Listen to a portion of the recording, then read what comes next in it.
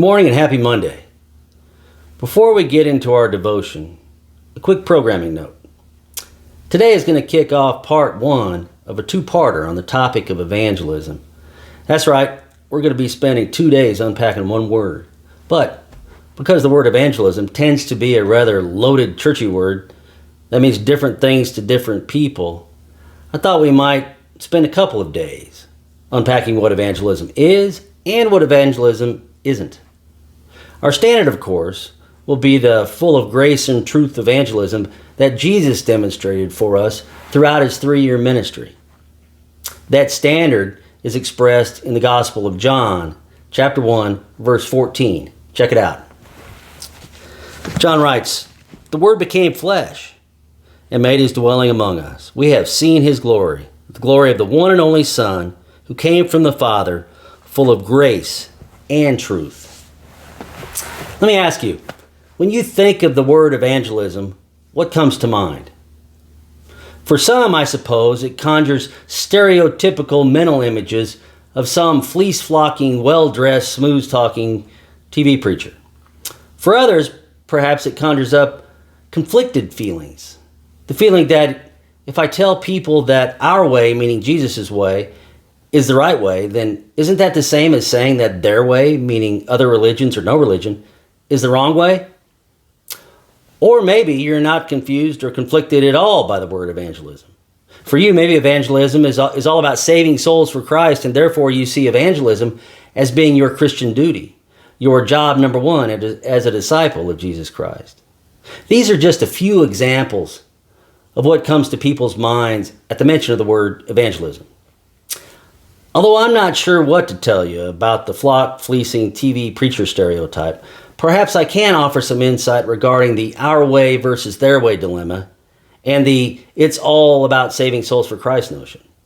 But today let's focus on the our way versus their way question and hold off on the saving souls for Christ question until tomorrow.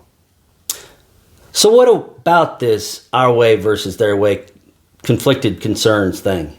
Well, if that describes your understanding of evangelism, perhaps your concerns are really a good thing.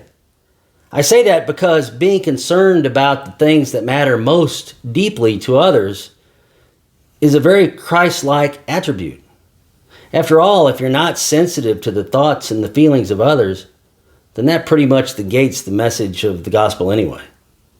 In fact, if there's one thing that we learn from the life and ministry of Jesus, it's that all his relationships and all his encounters were motivated by love and a deep concern for others. And he addressed those concerns one person at a time with grace and truth.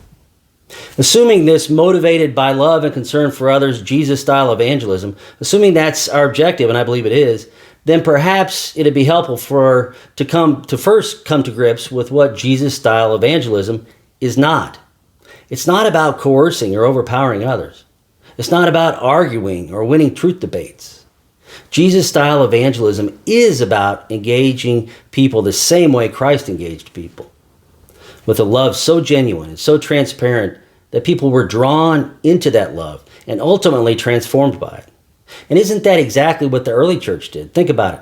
The early church didn't grow because its charter members went around beating people in the head with the truth.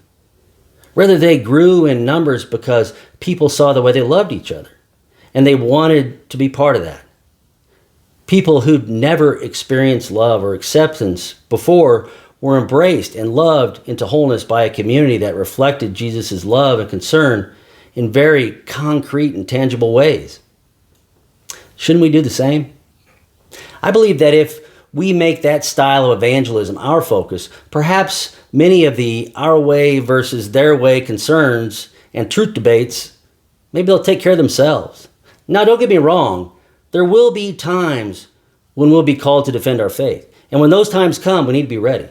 But more often than not, it's simply a matter of engaging people with Christ-like sacrificial love and doing so one person at a time.